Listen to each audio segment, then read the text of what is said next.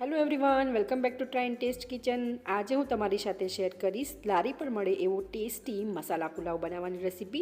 શિયાળામાં ગરમા ગરમ ખાવાની મજા પડી જાય એવો એકદમ ટેસ્ટી અને ઝટપટ બનીને તૈયાર થઈ જશે.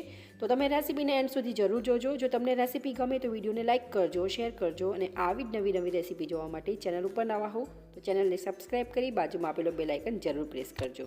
તો ચાલો રેસીપી સ્ટાર્ટ કરીએ. લારી પર મળે એવો ટેસ્ટી પુલાવ બનાવવા માટે અહીંયા મેં અડધી વાટકી બાસમતી રાઈસ લીધા છે. બને તો તમારે બાસમતી રાઈસનો યુઝ કરવો, ના હોય તો તમે સાદા રાઈસનો યુઝ પણ કરી શકો છો. તો અહીંયા મેં આ રાઈસને 2 થી 3 વાર સારા પાણીએ ધોઈ બાફી લીધા છે. તો મીઠું નાખીને આપણે રાઈસને બાફવાના છે. તો અહીંયા મેં ઓલરેડી એ રાઈસને બાફીને તૈયાર કરી લીધા છે. હું તમને બતાવી દઉં છું. તો તમે જોઈ શકો છો આ રીતે આપણે એકદમ સરસ છૂટા છૂટા રાઈસ હોવા જોઈએ પુલાવ માટે. તો રાઈસ આપણા ઓલરેડી તૈયાર છે. હવે આપણે પુલાવ બનાવવાની પ્રિપરેશન કરીએ. તો તેના માટે આપણે પેનને ગેસ ઉપર ગરમ કરવા માટે મૂકીશું અને તેમાં 1 થી 1.5 ચમચી જેટલું તેલ ઉમેરીશું. સાથે આપણે અડધી ચમચી જેટલું બટર ઉમેરવાનું છે. બટર ઉમેરવું અહીંયા ટોટલી ઓપ્શનલ છે. તમારી પાસે હોય તો ઉમેરવા દો, અદરવાઇઝ તમે સ્કીપ કરી શકો છો. બટર અને ઘીને એકદમ સારી રીતે ગરમ થવા દેવાનું છે. ત્યારબાદ આપણે 1 નાની ચમચી જીરું ઉમેરીશું, 1/4 ટીસ્પૂન હિંગ ઉમેરીશું અને 1 મોટી આ રીતે રફલી ચોપ કરેલી ડુંગળી ઉમેરીશું. ડુંગળીને આપણે સારી રીતે સાતળવાની છે. ડુંગળી થોડી સાતળાઈ જાય ત્યારબાદ આપણે આગળની પ્રોસિજર કરીશું. તો લગભગ 1 થી 2 મિનિટ બાદ તમે જોઈ શકો છો કે ડુંગળી એકદમ સરસ સાતળાઈ ગઈ છે. તો હવે આપણે 1 ચમચી લીલું લસણ ઉમેરીશું. જો તમારી પાસે લીલું લસણ ના હોય તો તમે સૂકા લસણની પેસ્ટ ઉમેરી શકો છો. ત્યારબાદ અહીંયા મેં 1 મોટું મરચુંને આ રીતે મોટું સુધાર્યું છે, જેથી કોઈને ખાવું ના હોય તો એ કાઢી શકે છે. તો એને પણ આપણે તેલમાં સાતળી લેવાનું છે. તમે આદુ મરચાંની પેસ્ટ પણ ઉમેરી શકો છો. હવે આપણે ગાજર ઉમેરીશું. તો ગાજરને મેં છાલ કાઢી આ રીતે નાના પીસીસમાં કટ કરી લીધા છે. એને આપણે ઉમેરી તેલમાં સાતળી લઈશું. અહીંયા મેં 1 ગાજરને સુધાર્યું છે. ત્યારબાદ ગાજર એકદમ સારી રીતે સતળાઈ જાય અને ચડી જાય માટે આપણે થોડું મીઠું ઉમેરીશું. આપણે ભાત બાફતી વખતે ઓલરેડી મીઠું ઉમેર્યું છે, એ ધ્યાનમાં રાખીને આપણે શાકભાજી પૂરતું જ મીઠું ઉમેરવાનું છે. હવે આપણે કવર કરશું અને કવર કરીને લગભગ 2 થી 3 મિનિટ સુધી ચડવા દઈશું. 2 થી 3 મિનિટ બાદ ખોલીને ચેક કરશું. તો તમે જોઈ શકો છો કે આપણા જે ગાજર છે એકદમ સરસ ચડી ગયા છે એવું લાગે છે, પણ સ્ટીલ આપણે ચમચા વડે આ રીતે ચેક કરી લઈશું. તો ગાજર આપણા તમે જોઈ શકો છો એકદમ સરસ ચડી ગયા છે. તો હવે આપણે બીજા વેજીટેબલ્સ એડ કરીશું. તો અહીંયા આપણે 1 વાટકી જેટલા નાની વાટકી જેટલા વટાણા ઉમેરીશું. તો અહીંયા મેં વટાણાને ઓલરેડી બાફી લીધા છે, તમે જોઈ શકો છો. એને પણ આપણે ઉમેરીશું. ત્યારબાદ અહીંયા આપણે 1 ટમેટુને રફલી ચોપ કર્યું છે, એને પણ ઉમેરી દઈશું. તમારે જો બટેટું ઉમેરવું હોય તો નાના પીસ કરીને બટેટું પણ ગાજર સાથે ઉમેરી શકો છો.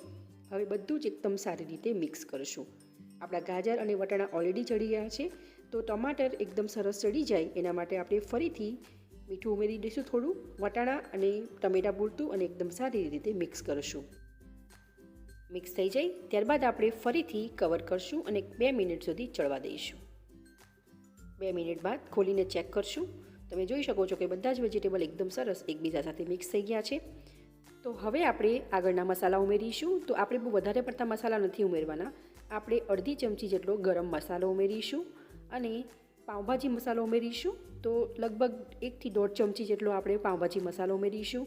અડધી ચમચી કાશ્મીરી લાલ મરચું ઉમેરીશું અને અડધી ચમચી ધાણા જીરું પાવડર ઉમેરીશું. મીઠું આપણે ઓલરેડી ઉમેરી દીધું છે. તો હવે આપણે બધા જ મસાલાને એકદમ સારી રીતે મિક્સ કરી 1 મિનિટ સુધી થવા દઈશું. તમને મારી આજની આ રેસીપી કેવી લાગે છે એ મને કમેન્ટ કરી ચોક્કસ જણાવજો, અને રેસીપી ગમતી હોય તો વિડીયોને 1 લાઇક જરૂરથી કરજો. તો લગભગ 1-8 મિનિટ બાદ હવે આપણે જે ભાતને બાફીને રાખ્યા હતા એને આપણે ઉમેરી દઈશું અને એકદમ હળવે હાથે આપણે મસાલા સાથે મિક્સ કરશું. ભાત આપણા આખા રહે, તૂટી ન જાય એની વાતનું ખાસ ધ્યાન રાખવું. મેં અહીંયા જે વેજીટેબલ્સ યુઝ કર્યા છે એના સિવાય તમારે બીજા કોઈ વેજીટેબલ યુઝ કરવા હોય તો પણ કરી શકાય. તમે જોઈ શકો છો કે એકદમ સરસ આપણો મસાલો ભાત સાથે મિક્સ થઈ ગયો છે. તો બિરયાનીને પણ ટક્કર આપે એવો આપણો આ ટેસ્ટી એકદમ ચટપટો એવો પુલાવ બનીને તૈયાર થઈ ગયો છે. તમે જોઈ શકો છો, જેને જોતાં જ ખાવાનું મન થઈ જાય એવો જ બન્યો છે.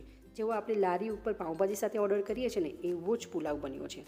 હવે આપણે ફરીથી 1 મિનિટ સુધી કવર કરીને કૂક થવા દઈશું, જેથી મસાલા રાઈસ સાથે એકદમ સરસ ભળી જાય. તો 1 મિનિટ બાદ ફરીથી આપણે ખોલીને હલાવી લઈશું. તમે જોઈ શકો છો એકદમ સરસ એક દાણો છૂટો છે અને એકદમ ટેસ્ટી પુલાવ આપણો બનીને તૈયાર થઈ ગયો છે. તો હવે આપણે આ પુલાવ ઉપર ગાર્નિશ કરશું. તો ધાણા ભાજી વડે ગાર્નિશ કરીશું. વ્યવસ્થિત મિક્સ કરી ગરમા ગરમ પુલાવને આપણે સર્વિંગ પ્લેટમાં સર્વ કરશું. તો તમે પણ એકવાર આ રીતે ઘરે લારી પર મળે એવો પુલાવ જરૂરથી બનાવજો અને કેવો બને છે એ તમારા ફીડબેક મને કમેન્ટ કરી જરૂરથી જણાવજો. જો તમને મારી આજની રેસીપી ગમી હોય તો વિડીયોને લાઇક કરજો, શેર કરજો, ચેનલને સબસ્ક્રાઈબ કરજો. તો ચલો ફરી મળીશું એક આવી જ નવી રેસીપી સાથે. Thank you for watching.